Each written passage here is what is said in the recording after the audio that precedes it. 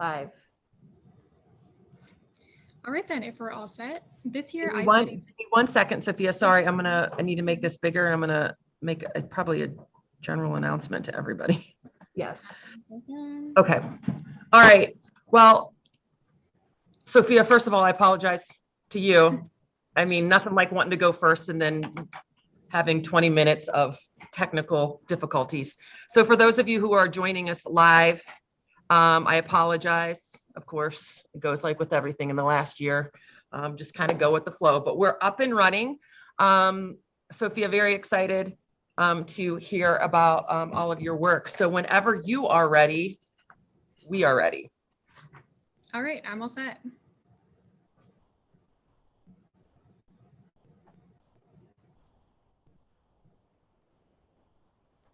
You can start. All right. So with that, let's get started. This year, I studied psychiatric disorders and COVID-19 clinical severity through a retrospective lens. So some introduction on my study.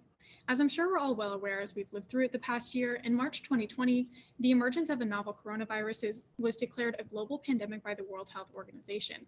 Harvard Medical School defines COVID-19 and similar types of coronaviruses as a type of upper respiratory virus that's contagious and primarily impacts the throat, nose, and bronchi. Due to the highly contagious nature of this virus and its status as a global pandemic, public health officials and politicians put in place lockdown measures and stay-at-home mandates in order to help flatten the epidemiological curve and stop the spread of the virus. This entailed things like people staying at home and eliminating all contact with people outside of their immediate households.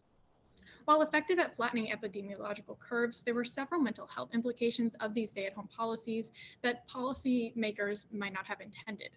For example, a study by Betty Pfefferbaum and Carol North of the University of Toronto documented severe negative psychological impacts as a result of stay-at-home mandates. For example, on an individual level, feelings of isolation resulted as a result of not being able to communicate in person with family and friends. On a community level, things like economic downturns and school closures and job losses further exacerbated these psychological impacts of this pandemic. This work was further reinforced by the work by Zhang et al.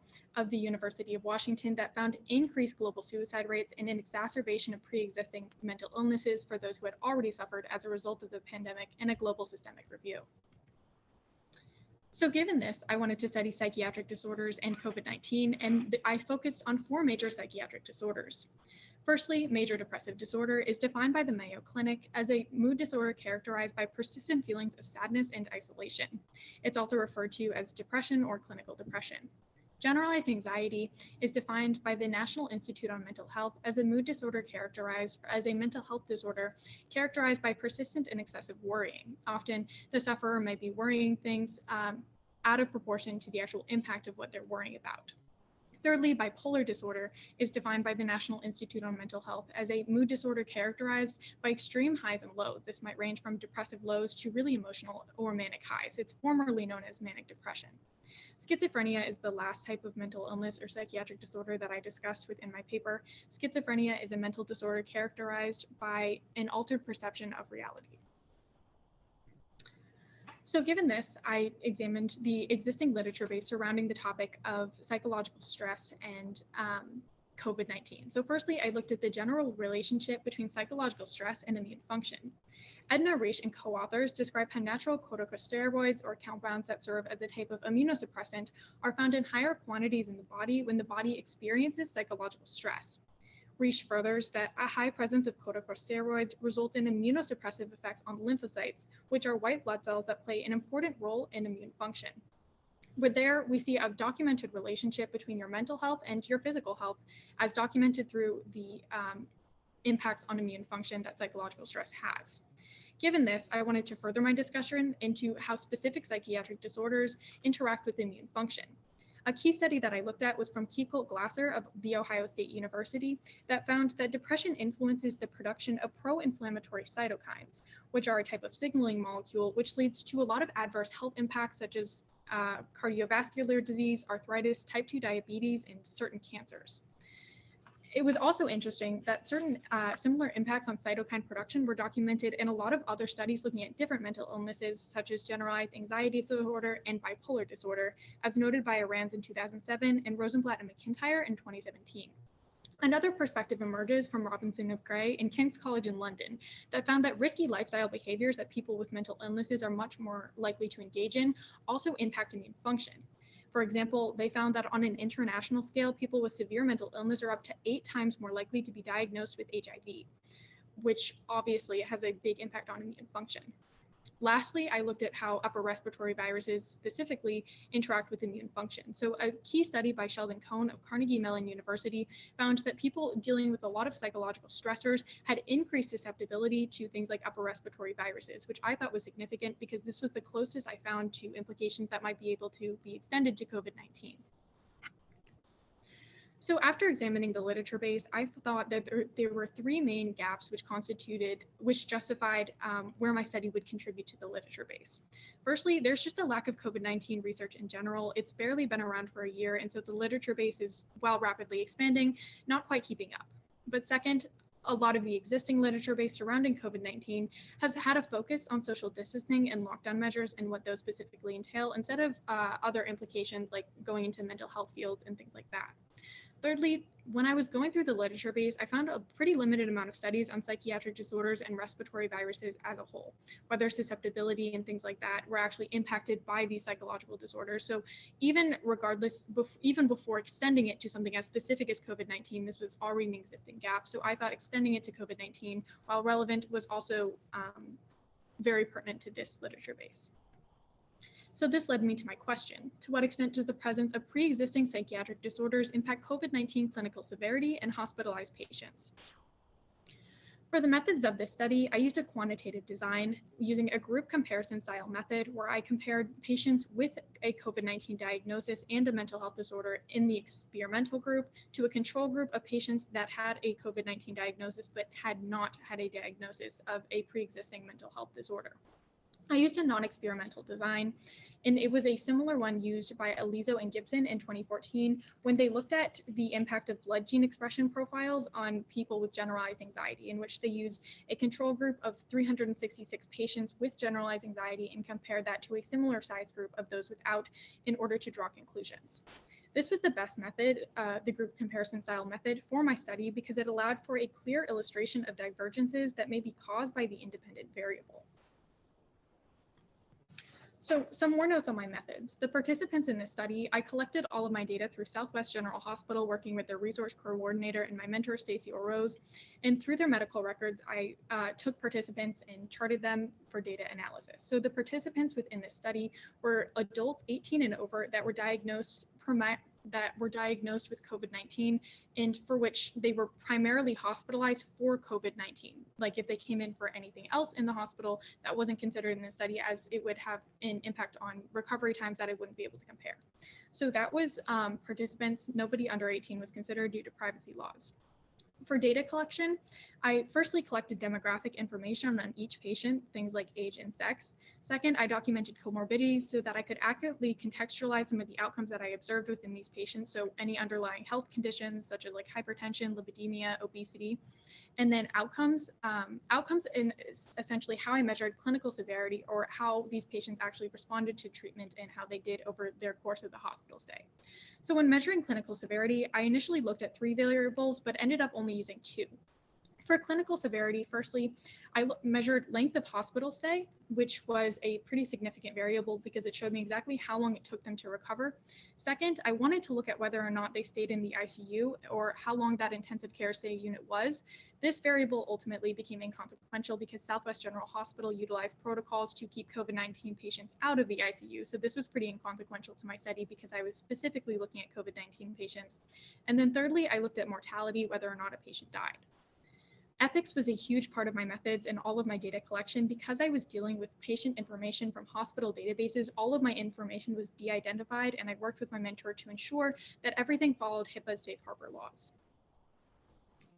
So some of my results. I had 45 total charts at the end collected from Southwest General Hospital's database.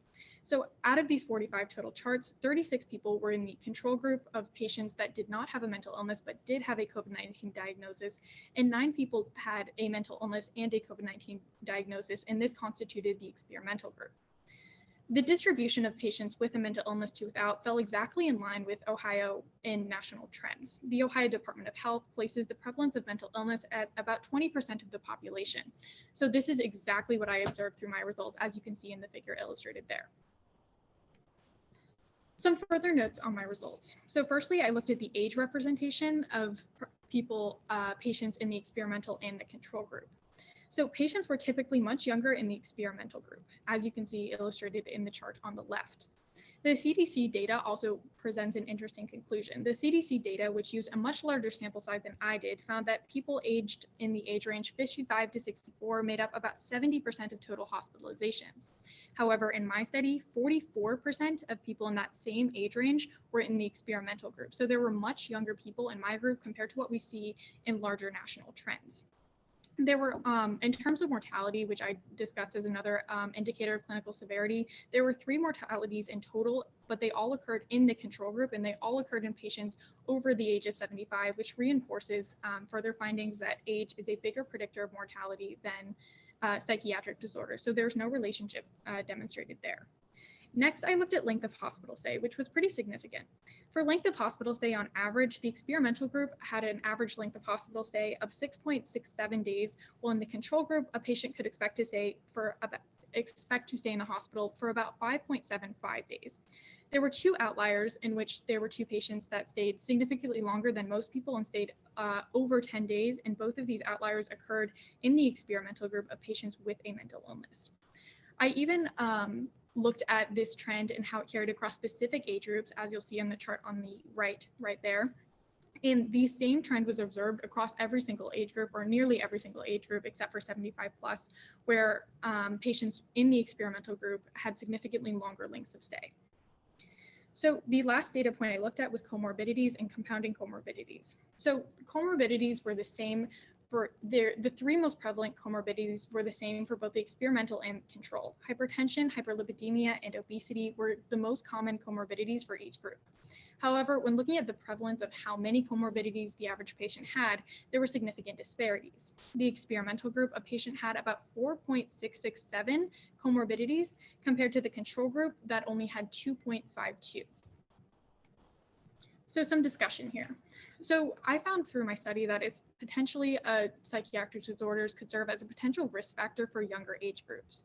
We know through past studies, especially by the World Health Organization, that commonly people who are older are most at risk for COVID-19 complications. However, in my study, I demonstrated that my study and my data demonstrated that typically younger people were the ones staying in the hospital longer than their peers when they had a psychiatric disorder. So this provides tentative evidence that psychiatric disorders could be a risk factor for a longer length of stay in the hospital.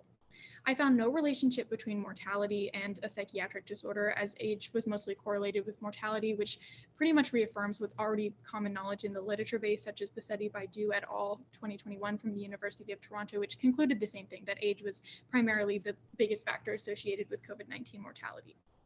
Typically, people had a longer length of hospital stay in the experimental group, indicating that it would be a potential risk factor for that. And comorbidities was a big factor. A lot of people in the experimental group that had a psychiatric disorder had a lot more comorbidities present compared to their peers in the control group. So this potentially explains maybe some of the things like why they had a longer risk time or a longer recovery time in the hospital, and definitely extends into future research. So some limitations of this study. Firstly, the sample size.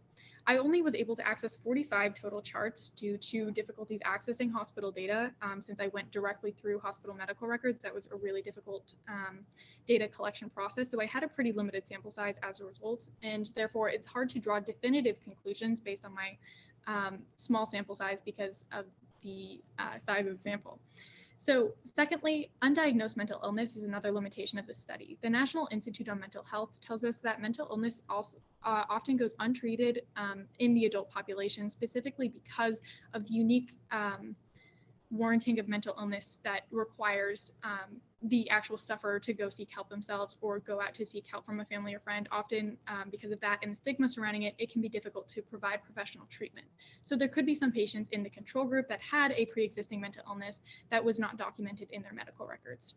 Lastly, I had limited indicators of actual clinical severity and recovery time. To accurately measure clinical severity, I think I would need a lot more variables. Significantly, just looking at average length of hospital stay, which I had to do, gave me a pretty good view of what the actual recovery time was like, but it could have been a lot better if I had expanded those variables further, which leads me into my future directions, in which I have two main ones. Firstly, I would recommend replicating the study with a much larger data set. Because my sample size was a big limitation to some of my conclusions that I was able to draw, further research using a larger data set and a lot more patients would give you a much better idea of how these trends fit into the larger world instead of just this small pocket of Ohio. Second, a specific focus on different psychiatric disorders would yield interesting results. As a result of my small sample size, I had to group patients with generalized anxiety, depression, schizophrenia, and bipolar all together. There was no differentiation between how different mental illnesses impacted different patients here. So specific focus on different psychiatric disorders and how that specifically interacts with COVID-19 outcomes, I think would yield very interesting research in the future. And here are my references. Nice job, Sophia. I have a few questions for you. The first one is, how is the method you chose aligned with the purpose of your research, and which methods did you but reject?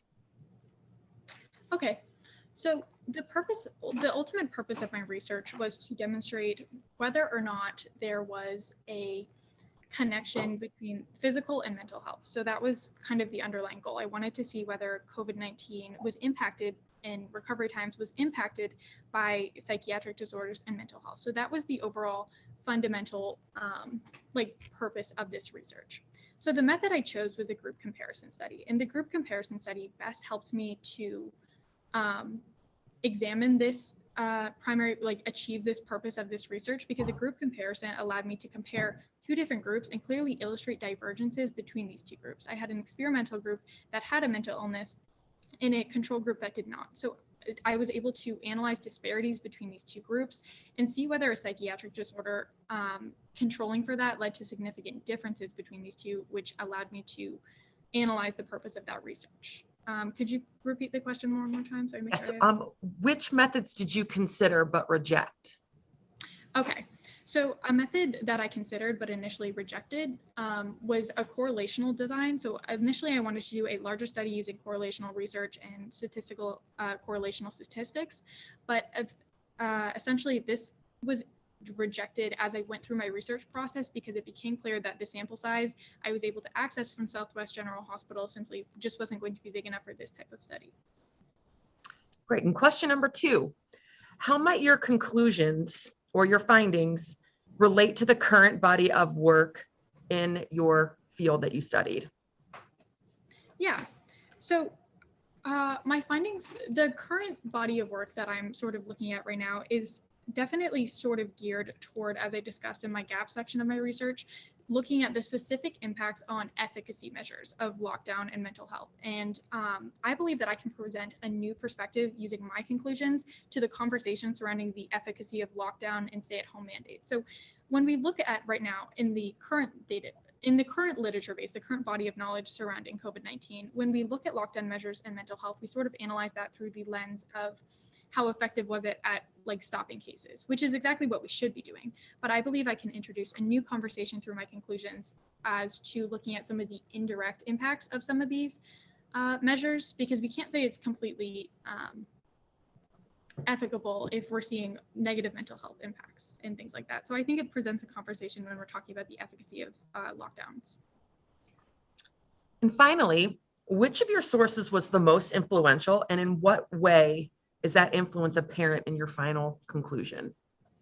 Definitely. So I think the source that was absolutely the most influential was Psychosocial Stress and the Impact on Susceptibility to Upper Respiratory Viruses by Sheldon Cohn of Carnegie Mellon University. This was a really influential source. I talked about it a little bit in my literature review, but it was the first study I really looked at that outlined the actual implications of psychoneuroimmunology and how that actually extended to COVID-19 in particular. So I believe this is apparent through my conclusions because I used a similar, firstly, just a similar design to the Cohen study. And you can see that reflected through my conclusions as I was able to analyze perspectives that Cohen included within his study in which he looked at specifically patients with psychiatric disorders or that reported a high amount of psychological stress and compared that to their susceptibility in his experimental design to psychiatric disorders. So I believe that in my study, that's really reflected through my results because we see a similar outlining of trends between how psychological stress impacts that, because in my outcome of my research, you could see that psychological stress had an impact on the actual outcome. So they kind of translate into each other in that way. Fantastic job, Sophia. Thank you again for your patience and your flexibility with us at the start of class. Well done.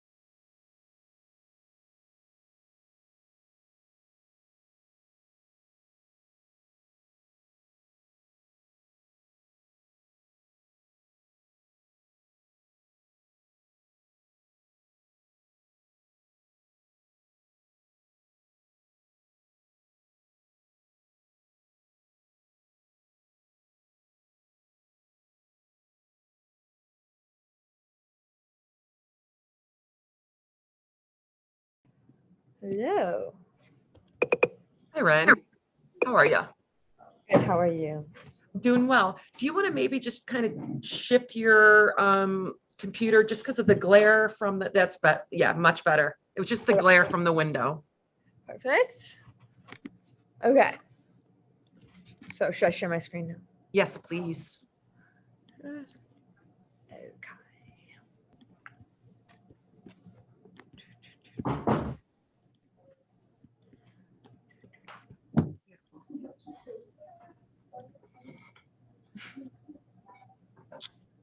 I need to move this.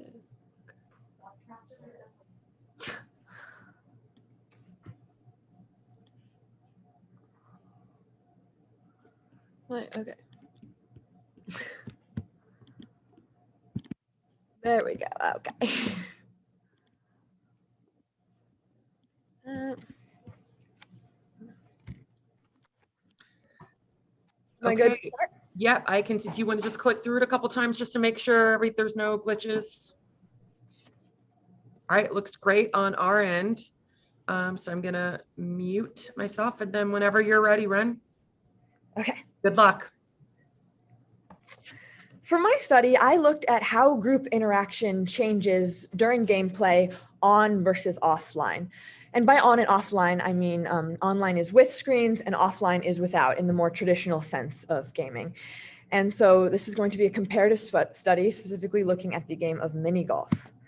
So I'm going to start by just giving some background on why the issue of how screens impact interaction during gameplay is a particularly important and timely one to analyze. So play is absolutely fundamental to a child's moral and social development. It's where, under normal conditions, children learn how to be a leader, when to lead, when to follow, how to interact in a group. And for centuries, we've been seeing kids play in pretty much the same way. And that's what I'll be referring to as traditional gaming. These are things like board games, card games, make-believe, Ring Around the Rosie. And in recent years, we've seen a shift away from those traditional games and towards technology to carry out playtime. So I'm sure a lot of my peers in the audience will recognize the images I have displayed here. And that is because my generation, Generation Z, has shifted almost completely away from those traditional games and towards technology as the new status quo of gameplay. So to understand why this shift is important and the existing body of knowledge around this topic, I did a thorough review of the literature on this idea. So there have already been some theorized effects of this shift. Researchers Watchman and Spencer Cavalier, for example, note that online gameplay makes playtime increasingly solitary.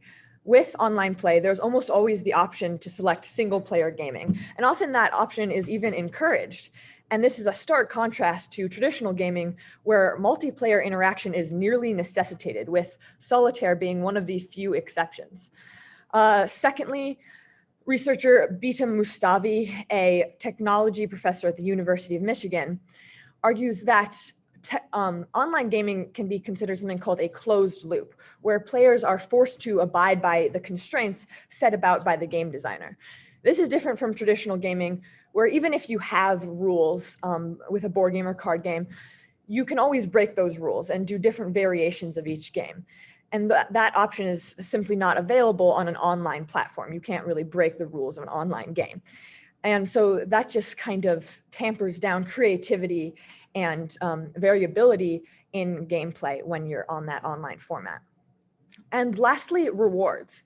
In traditional games, rewards are often just these subtle social victories where your team is proud of you for doing something well. It's just these subtle social victories, whereas with online gaming, these rewards are often much more transactional. You'll get coins for completing a task or fireworks for doing something well. It's a completely different style of reward feedback with online games.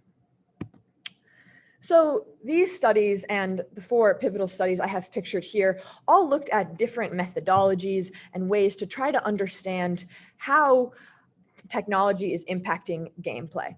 But despite this, the field of knowledge that already exists in this area, there still exists a significant gap in the body of knowledge. And that is that there's no previous study that compares group interaction with the presence of a screen being the only variable. So I wanted to isolate that variable for my study, which led me to my question: how does group interaction differ throughout a game of mini golf on versus offline?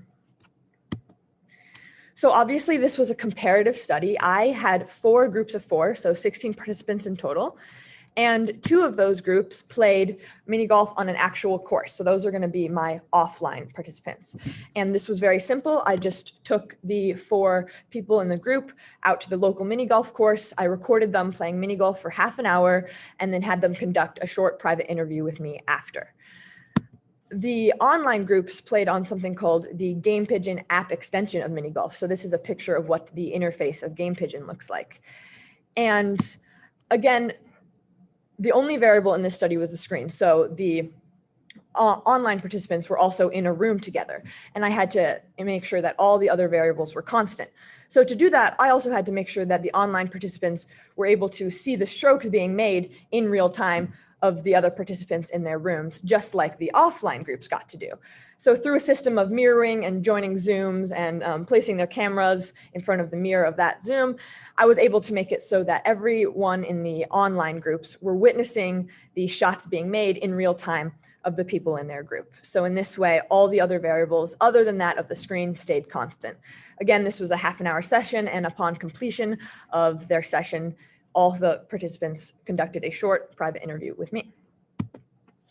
So I had a mixed methods approach, which means I employed both qualitative and quantitative aspects.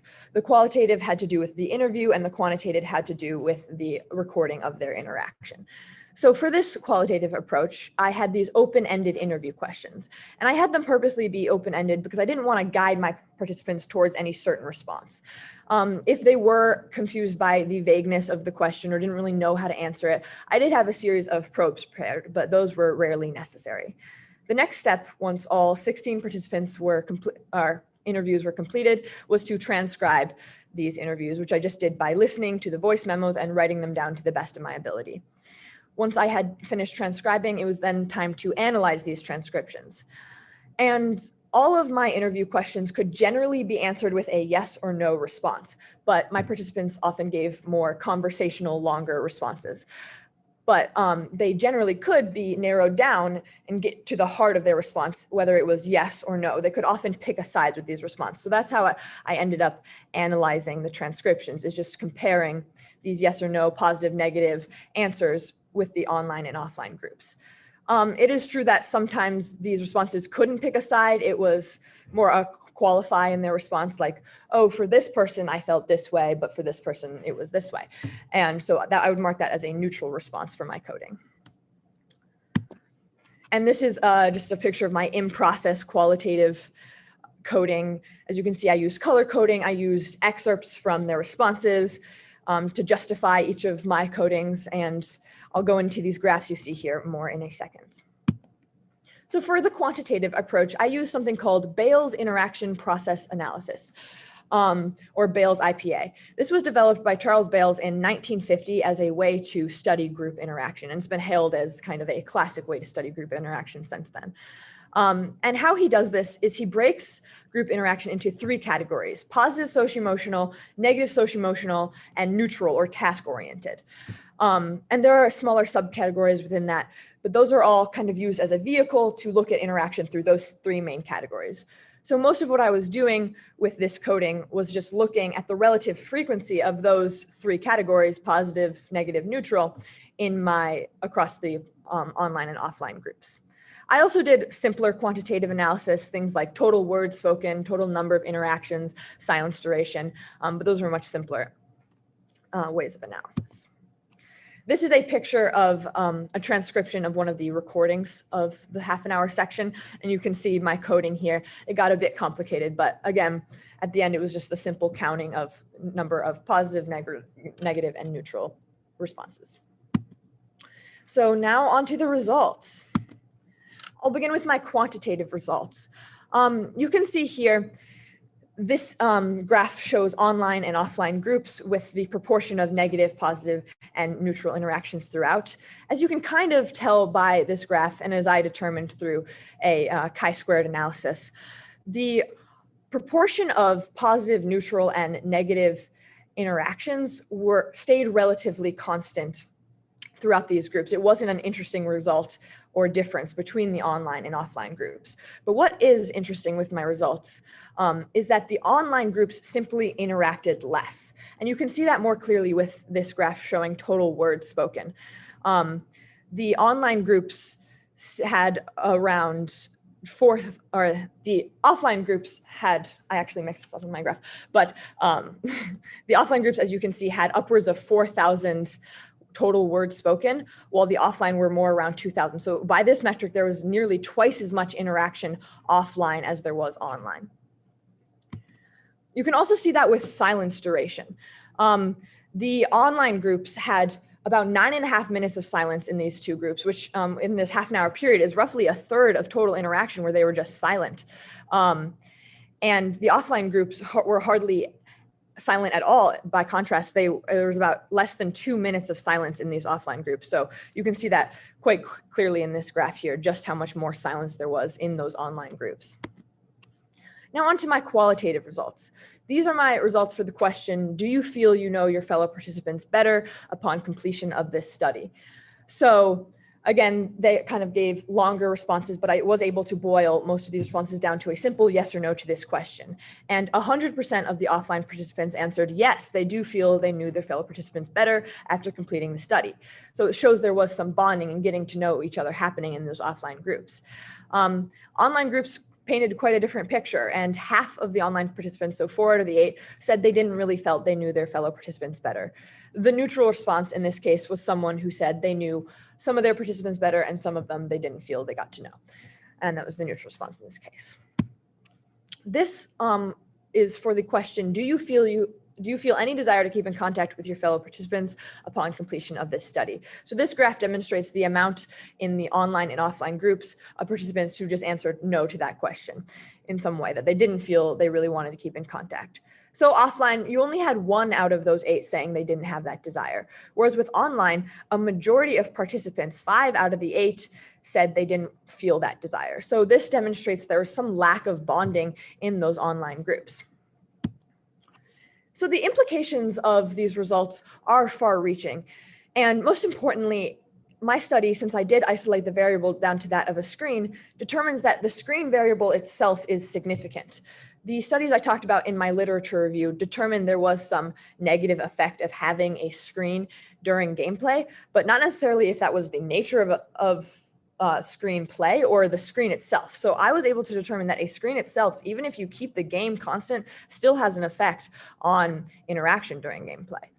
And that effect is that, for one, there's simply less interaction. This is incredibly significant given how prolific technology is in the lives of adolescents today. If interaction simply goes down during gameplay when a screen is involved, this could have major repercussions on gameplay and that social and moral development that I was discussing. And lastly, the qualitative results indicate that there's some worsened quality of interaction. The fact that the participants didn't get to know each other as well online, they didn't feel a need to continue their relationship, shows that there was some lack of bonding in those online groups, and that the screen did disrupt that type of social bonding that you want to see during gameplay. However, there are some limitations that we should consider when looking at my results. For one, I had a fairly small sample size, just 16 participants. That's particularly important for a study like my own, where personality could affect interaction. For example, if a group tended to skew towards extroverts, that could explain why there was more total words spoken in the offline groups. I did try to account for this through my own knowledge of the participants' personalities, try to balance out the groups as much as possible, but I can never eliminate this as a variable. Lastly, my coding for a Bales IPA method was not replicated. I didn't have the time or resources to instruct other people in coding this, and so I didn't have that replicated coding that you want in order to eliminate researcher bias. So again, that was a variable that we must consider. And lastly, coronavirus conditions. We've all seen through this past year how masks and social distancing influence interaction. And even though this was constant throughout the online and offline groups, it did certainly influence interaction in some way and thus should be considered. So my future direction for this would obviously be to remedy those limitations, increasing sample size, having the time and resources to replicate the coding, taking this experiment outside of coronavirus conditions. Those would all be a good way to further explore and confirm my results. It would also be interesting to look at these results with different age groups. People like very young children and adults, they have different ways of interacting and different relationships with technology than adolescents or people in Generation Z. So it'd be interesting to see how these results change or stay the same with different age groups. And lastly, it would be nice to confirm these results with different games in order to just make sure this isn't for some reason unique to the game of mini golf. To further explore, it would be nice to look at any game that can be replicated on and offline. So there should be further study, and obviously these are just preliminary results, but seeing how fundamental play is in the development of children and their social skills, the fact that screens could be potentially harming that activity is one that merits further exploration. Thank you.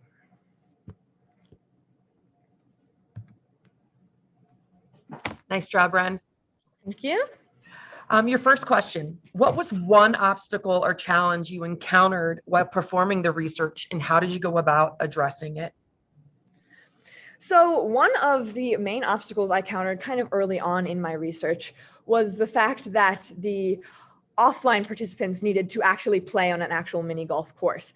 And I'm dealing with Ohio weather conditions. So I really had to rush the beginning of my research to make sure that they could do that activity outside before the snow and rain started disrupting that. So I had to pull a lot of strings and make sure that I wasn't harming the study in any way, but doing a thorough review of the literature beforehand, getting everything, passing the necessary tests before I went in to my study. So I just had to make sure I was thoroughly prepared, but also had to deal with that weather condition early on in my study.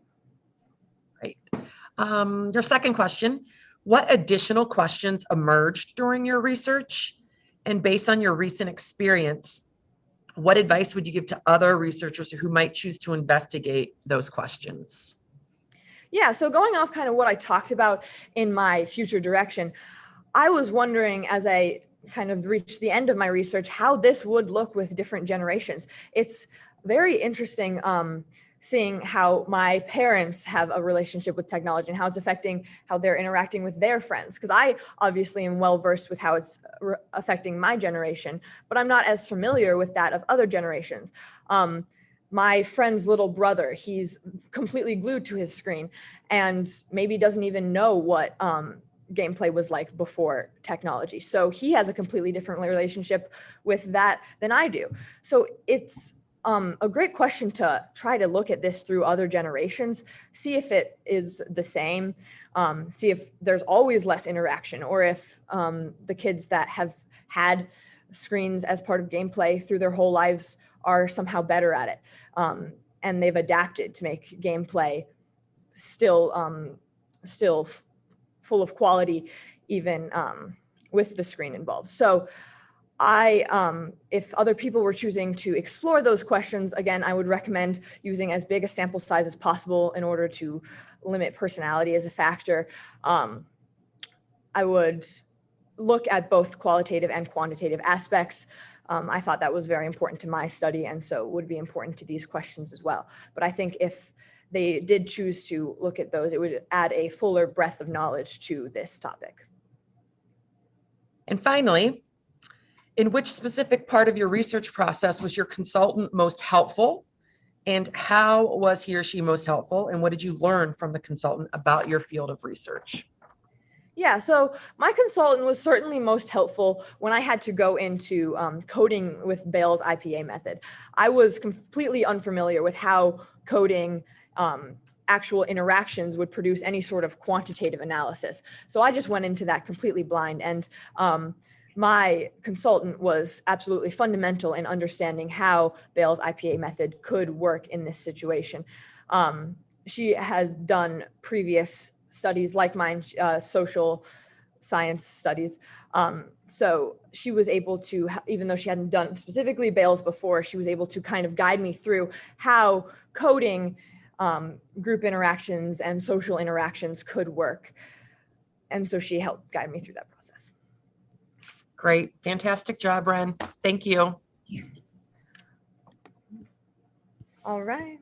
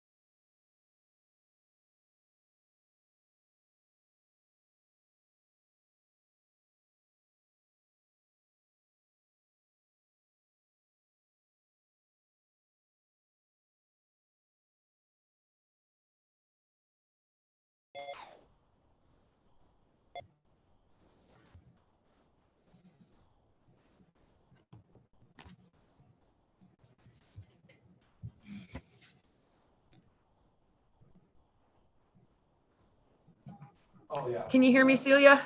Yep. Awesome.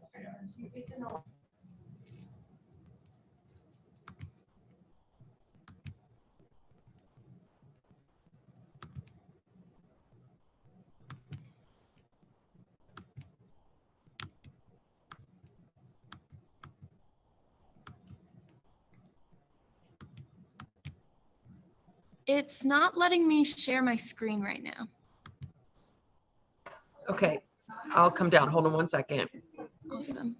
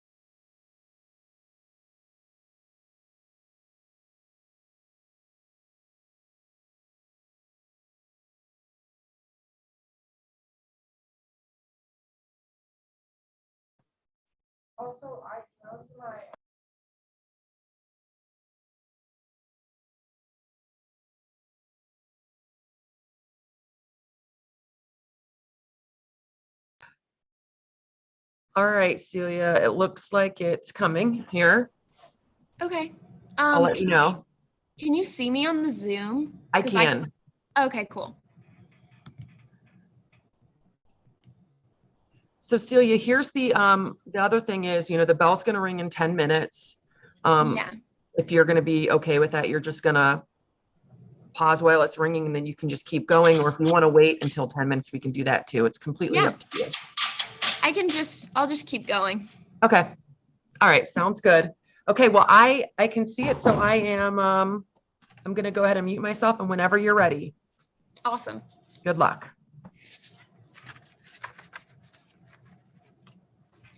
I did my research project on feminist punk and its effects on the self-esteem of teenage girls. For the basis of the definition of self-esteem, I used a study done by Stetson Burke in 2014, in which they defined self-esteem into 3 categories. Self-worth, a person's value of themselves and their impact on the world. Self-efficacy, a person's confidence in their abilities. And self-authenticity, a person's confidence in behaving as their true self. Pitchfork, a site for music journalism, defines feminist punk as rallying cries that have questioned, explored, or destroyed stereotypes. But in simpler terms, feminist punk music is punk music with a feminist message. Feminist punk music was especially prevalent during the Riot Grrrl movement in the 90s. The Riot Grrrl movement, main bands from the Riot Grrrl movement were bands like Bikini Kill, Bratmobile, or Sleater-Kinney, and Bikini Kill is pictured in the middle.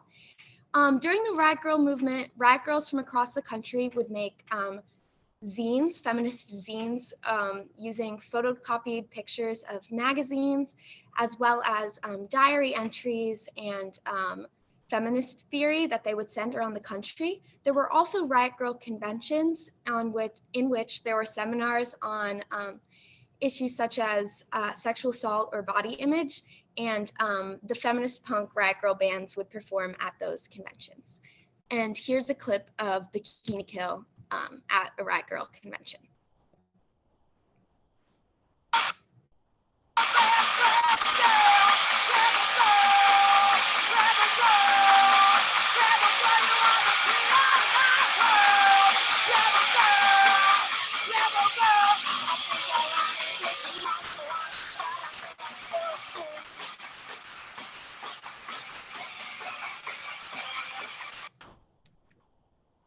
There have been previous studies conducted on the effects of music on the listener.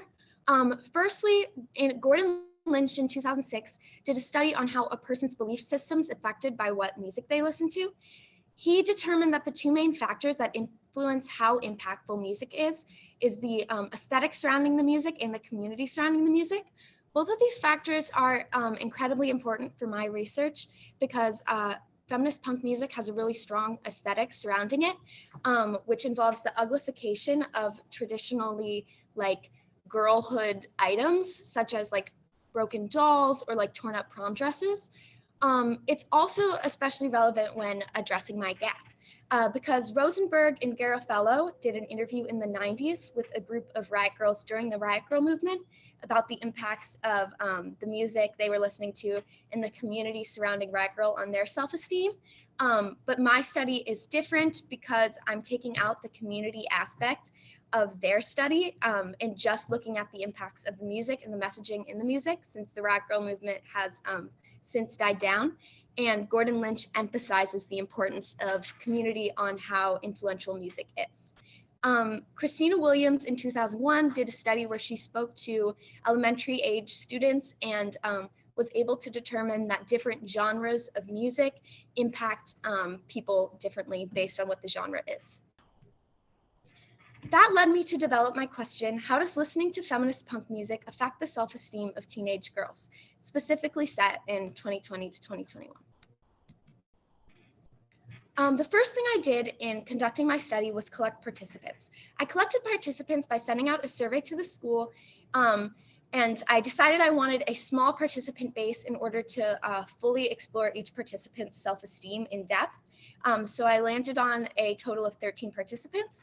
The most important factors I thought that I needed in participants were that they had to have a diverse music taste, so that I could examine people with different music tastes, and that's shown on the left for all my participants, and that they were relatively new to feminist punk. So within the survey, I asked the question, do you listen to feminist punk music? And accepted the responses, I've listened to a few feminist punk songs, or no, I do not listen to feminist punk music. I decided to use a qualitative case study because I thought qualitative research would be the necessary method to fully explore the nuances of self-esteem.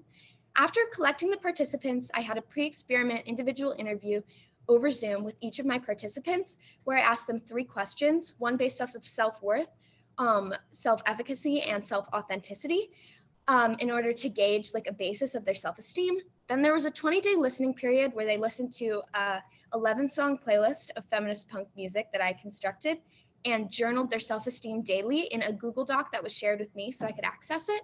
Then there was a post-experiment interview where I asked the same questions that I did in the pre-experiment interview, and a group discussion where a group of my participants discussed the experiment and how they felt they were impacted by the music.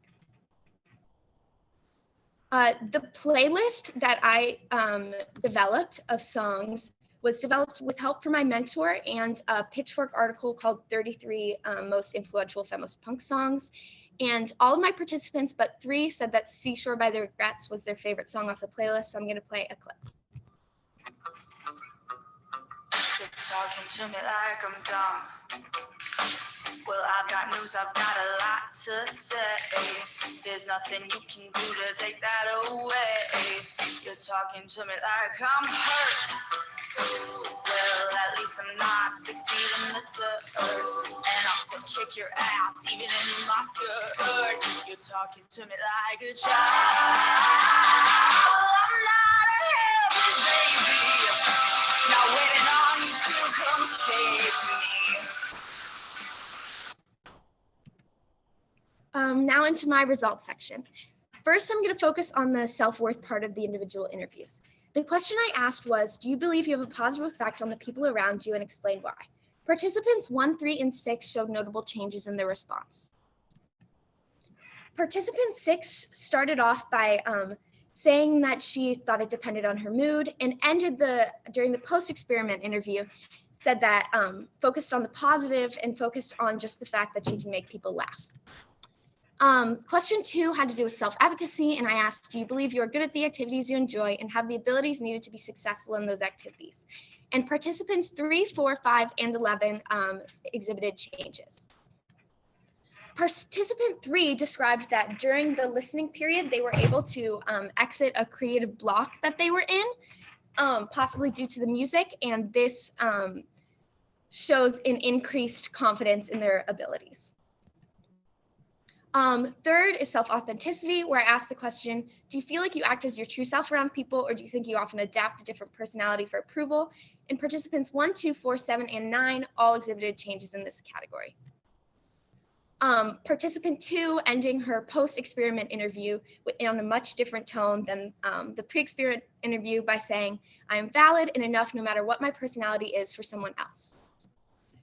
During the group discussion in journals, I noted reasons why participants cited that they were impacted by the music. The first being stress relief.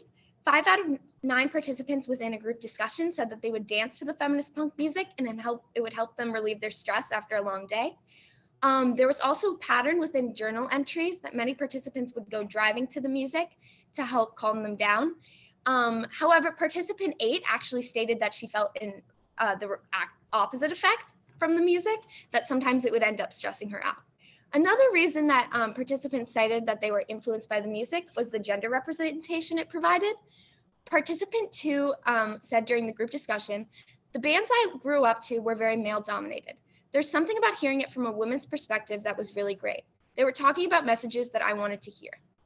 Next, I explored whether participants faced short-term effects or lasting effects of the music. All participants except for participant 11 told me that they did feel short-term effects of an increase in self-esteem due to the music. Participant 11 did not feel that the music impacted her self-esteem at all. One participant was quoted saying, it kind of came in waves. Whenever I'm in the moment listening to the music, I feel confident, but sometimes when I stop listening and go back to my regular life, some of the confidence fades. For lasting effects, only participants 1, 4, and 9 said that they experienced lasting effects of the music that grew as the listening period went on. Those 3 participants were the only ones who started the listening session, started the experiment by telling me they had lower than average self-esteem, so that could have to do with why they were the only ones who faced lasting effects. In conclusion, I came to the conclusion that feminist punk has a positive impact on teenage girl listeners. However, there were some limitations to my study, particularly participants. I did not have a very diverse set of participants, which is important because the results may have been different if I had a more diverse group, particularly because punk music has been so white dominated for a long time. Also, my participants all started off, except for a few, with relatively high self-esteem, which altered my results in some way, I'm sure. And then there were issues with my methodology. I wish I could have had it over longer than a 20-day listening period. That probably would have helped me see if there were any more lasting effects. And COVID-19 provided limitations because all interviews had to be done over Zoom, which could have caused miscommunications or glitching issues. Implications of my research are that feminist punk should be encouraged for teenage girls to listen to, especially if they want to increase their self-authenticity. And my research aligns with other genres as well, because if you consider that messaging in music impacts the listener, as was found through my study, you can consider issues with like drug culture in songs impacting teenage listeners or derogatory songs impacting teenage listeners. For future research, researchers can study how gender representation specifically impacts the listener with all genres, disregarding the like just feminist punk thing, because my participants said that that was one of the reasons they felt impacted by the music, and future researchers can also remedy my limitations. And here are my references. Thank you. Thank you, Celia.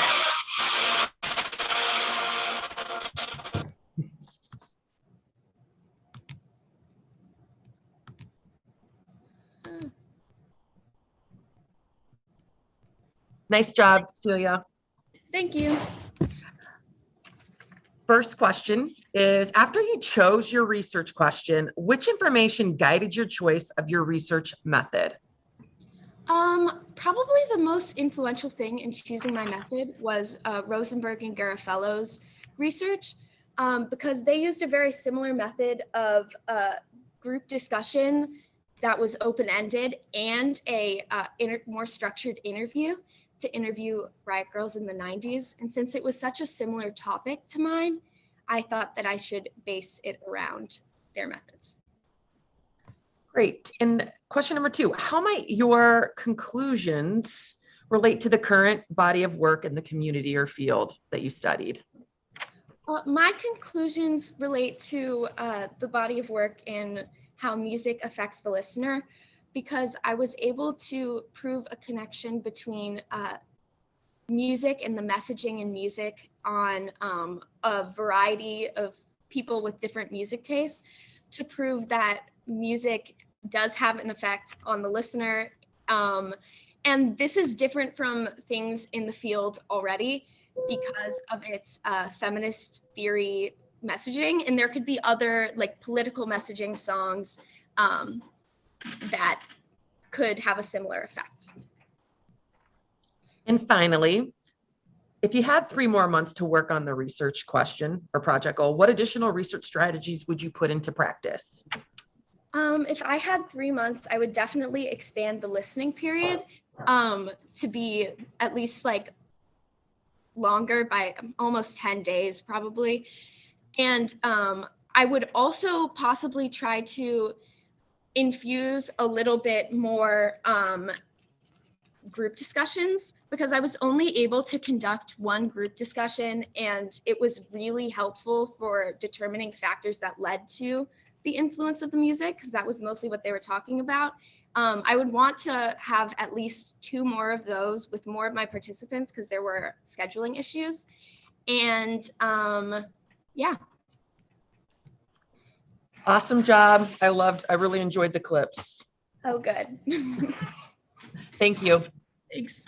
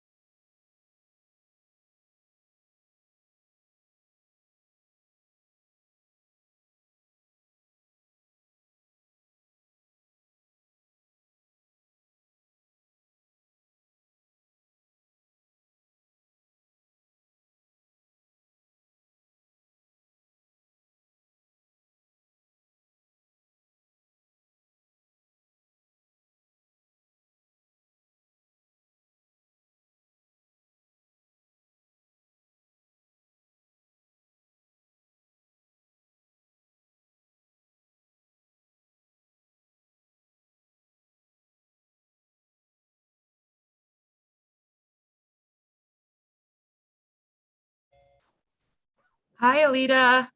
Hi. I'm so sorry. It's okay. The little delay. It's Yeah. been quite a morning. A little or large delay.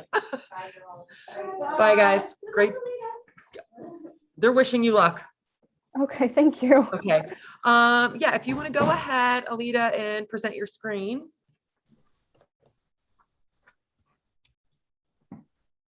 Okay, can you see? I can. Okay, perfect. All Am I right. still visible? What's that? I'm sorry. Am I still visible?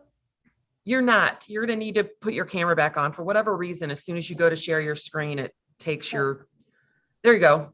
Okay. Oh, perfect. Okay. Whenever you're ready.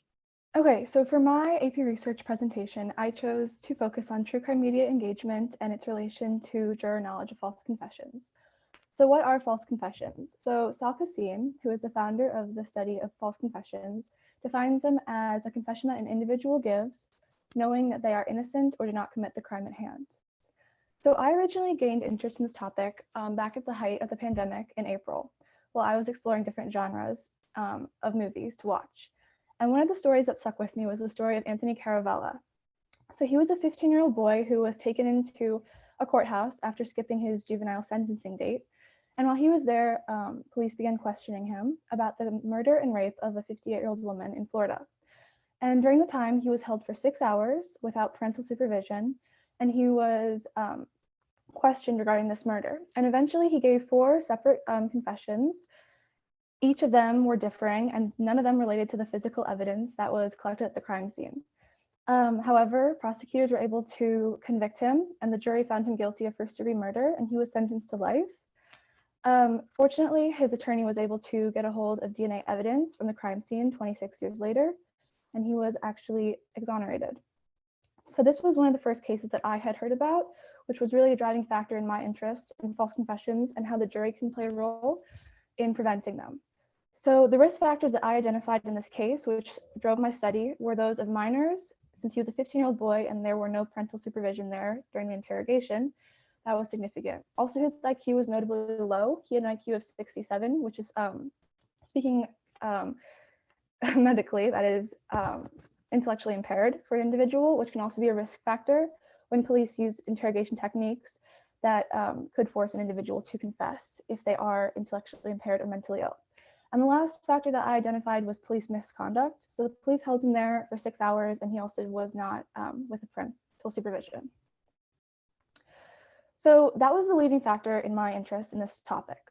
As I began to conduct my literature review, I fell upon one of the interviews by Sal Kassim, and it was by the American Psychological Association, and verbatim he says that people believe false confessions. And this was very interesting to me because it shows how the jury was able to convict an innocent boy of murder, even though there wasn't physical proof of the crime that he had committed, which he was actually innocent of. So initially, I began by creating an idea board for my research project. So at the center, I have my research question, and then I have my 3 pillars, which I identified through the literature review. On the outside, I have the evidence that I collected and the data that I had analyzed from my methods. So the literature review. I began my literature review by looking at how the DNA developments of the 1980s led to mass exonerations of wrongfully convicted individuals, and how that led founders like Sal Kassim to identify the 3 types of false confessions in psychology that we know today. So the first type is a voluntary confession, and this confession occurs when a person usually confesses to a crime for popularity. And these usually occur during high celebrity cases, and police are trained to not treat them as a confession and enter them into court. So second, we have a compliant confession, where an individual acknowledges that they're innocent, but gives a confession to simply leave the interrogation room or end the interrogation. And the third, which we see in the case of Anthony Caravella, is a persuaded confession, where an individual may actually believe they are guilty of a crime, even though they are not. And that usually occurs for intellectually impaired individuals or children. So this led me to look at how interrogation tactics can lead to a false confession. And there was a lot of information in the body of knowledge that I had encountered regarding interrogation tactics and how they can be used to prevent a false confession from being elicited. So the main interrogation tactic that we use in the United States is the Reid technique. And the Reid technique, according to their website, presumes guilt of an individual as long as there's probable cause that they are a suspect in the case. And they also allow for interrogators to enter in false information or false witness testimony into an interrogation, which again can be a risk for individuals who are intellectually impaired or are minors. So this led me to looking at how the juror selection process in the United States could be used as a last safety net in preventing false confessions from entering the judicial system. So since there was so much information on how interrogation techniques currently could be used to prevent false confessions, I wanted to focus on how juror selection in the case of Anthony Caravella could be used to actually limit wrongful convictions. So looking at the American Constitution, there's the 6th Amendment, which guarantees every individual a right to a trial by jury in a criminal case. And the process by which the jury are selected is known as voir dire, which is Latin for to speak the truth. And in this process, individuals are questioned about their implicit biases they may have or any relationships they may have to people who are involved in the case. From here, I looked at my 3rd pillar of literature review, which was true crime media. And for me, this was most impactful because I had stumbled upon this topic of false confessions via my exposure to true crime media. And as I began to research how true crime media had progressed in the 21st century, I stumbled upon the topic of selective exposure theory, which says that specific audiences or demographics engage in specific forms of media based on their beliefs or opinions or views on a topic. And this was a graph that I had found by YouTube, which was another driving factor in why I wanted to incorporate media into my study. And it shows that since 2015, we see an exponential growth in the number of viewers to true crime media. And this was also important because a lot of the body of knowledge that I encountered did not incorporate the newest forms of media that we see today in our society, which can still have an influence on jury and how much they know. So all in all, this led to my gap. So on the left, we see the American criminal justice system as one of my pillars, which feeds into false confessions, which are a very specific type of wrongful conviction. And on the right, we have true crime media. And true crime media has the ability to influence juror knowledge, as I found in my literature review. So taken together, these two created my gap and ultimately my question, which was, to what extent does potential juror knowledge of false confessions depend on exposure to true crime media? Originally, I had hypothesized that there was a correlation between the hours an individual spent engaging and their knowledge of true crime media. So when I began the study, I had wanted to conduct a phone survey throughout the entire United States. However, with the limitations of time and the lack of resources due to COVID-19, I decided to limit my participants to individuals in Cuyahoga and Geauga County. And when I did more research, I found that according to the Columbus Dispatch, 888 years have been lost from innocent Ohioans who have served time due to wrongful convictions. And that is as a result of jury members from Ohio who have convicted individuals wrongfully. And this was significant because I wanted to use participants who had the ability to serve on a jury as well, and to see how much they actually knew about the occurrence of false confessions in order to hopefully prevent them in the future. So speaking specifically about my methodology, I ultimately decided to do a mixed method study. Originally, I had only chosen a quantitative study where I collected 60 participants, all of which met the requirements to serve on a jury in the state of Ohio. And I created a Google form, which was sent out via email to the participants, and they had to answer questions about self-reported hours they spent engaging in true crime media, and also take a test in which they received a score regarding their knowledge of true crime media. And the score I gave them was based off of Sal Cassin's initial scoring guidelines that he created back in 1980, which he has used up until his recent survey, which was in 2020, I believe. And this basically ranks knowledge on a scale from 1 to 5, 1 being the lowest and 5 being the highest score an individual can receive. And from here, I ran a Pearson correlation test to determine a correlation between my participants' knowledge and the hours they spent engaging. My second part actually came 2 weeks later, and I chose to do a second qualitative survey because I wanted a more in-depth view of how much participants actually knew about false confessions and what their specific views were about the judicial system currently, which could not be shown through a test score. So from here, I created 2 groups. Group A consisted of individuals who watched or engaged in more than an hour of true crime media a week, whereas Group B reported never having engaged in true crime media. So my results. So firstly, we'll look at the quantitative results. Quantitatively, I found an R value of 0.0817, which is statistically insignificant. And this can be seen in the graph I have at the right, where hours spent consuming true crime media are on the y-axis and knowledge score is on the right. And here again, we see no correlation as I originally hypothesized. Nevertheless, this first study was not completely useless because it did provide me with the demographic breakdown of the participants, which allowed me to actually use the selective exposure theory to compare the implications of my participants' knowledge, which I will talk about later. But primarily, the participants I used in the study were females who were Caucasian and who identified with the Democratic Party, which is important to keep in mind for the law community when looking at how specific media can be used to influence juror knowledge. Now, the results of my qualitative study, I had 2 groups, as I said previously. Group A, I asked 2 questions. The first was what shows they engage in regularly, and the 3 most common responses were Law and Order, Night Stalker, and American Murder: The Family Next Door. And these shows are new releases for the majority of them and were newly added to streaming platforms during the pandemic, which may influence why they are so popular among my participants. And the last question I asked Group A was what their level of confidence was in the judicial system. And the major response that I got was that individuals had a 90% confidence in the judicial system, which actually supports my original findings that there is no correlation between juror knowledge and their hours they spent engaging. So Group B, I asked them why they chose not to engage in true crime media. And the majority of participants said they simply do not find it appealing, or they do not like to watch true crime media shows or the genre itself. And I asked individuals how they felt about false confessions, and one of the responses that I found interesting was that participant X said that too many people have been incarcerated for long periods of time because of these types of confessions, which once again supports my original findings that even though one might not engage regularly in true crime media, they still are knowledgeable about confessions. So the implications of my study. So as I previously discussed, the implications can be used in the selective exposure theory when looking at how specific demographics engage or do not choose to engage in certain genres of movies.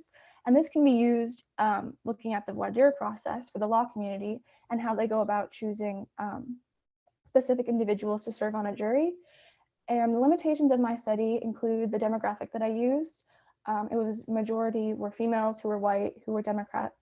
And this could be a limitation because their views or their ideals may not align with the majority of Americans. Additionally, the pandemic was a restriction because I would have liked to conduct I would have liked to conduct tests in person where people had to create to answer more multiple choice tests to create a composite score at the end. However, this was impossible due to social distancing restrictions. And then lastly, there were time restrictions as well, seeing as I only had 6 weeks to basically conduct the research at the hand. And then for future research, I would say there should be a larger sample size, which is more representative of America's current judicial system. And this should include more minorities and more diverse ideological views. And in the future, I would also include different methods by testing individuals and gaining their knowledge score. And I would also have individuals compare different beliefs of these groups based on their demographic makeup. And here are my sources. Nice job, Alita. Your first question is, what was the most important source of information you found while conducting your research, and why was it important? So the most important source that I found was that by Sal Kassim, and it was an interview by the American Psychological Association. As I previously discussed in the quote, this was really important because it guided my research and helped me find my gap. And that was that that people on a jury might actually believe false confessions. And this was important to me because it was like the purpose of my research. Okay, secondly, which of the various perspectives you explored was the most difficult for you to incorporate into your research inquiry, and why? So I think the most difficult was that of people who are wrongfully convicted, and based specifically on people who have given false confessions. And that is because I think false confessions by nature seem almost inherently impossible, because why would an individual work to kind of convict themselves knowing that they are innocent? However, I was able to work with my mentor, who has actually worked with people who have given false confessions, and I was able to understand more how their mindset might change in an interrogation room. Okay, finally, think about the initial curiosity that led to your inquiry. What other areas of inquiry might that same curiosity lead to? So I think initially I was really interested in false confessions. And I think that looking at other types of wrongful convictions, we can see that false testimony or false witness citing and incorrect forensic evaluation can also lead to wrongful convictions. So I think looking at that in the future, other areas of inquiry could look at how we could prevent false confessions in general. Great. Awesome job, Alita. Well done. Thank you. Thank you. I just wanted to let you know, so we're going to submit our papers Wednesday. Wednesday. Okay. Okay, just wanted to let you know. Okay. All right. All right. Bye. Awesome job. Thank you.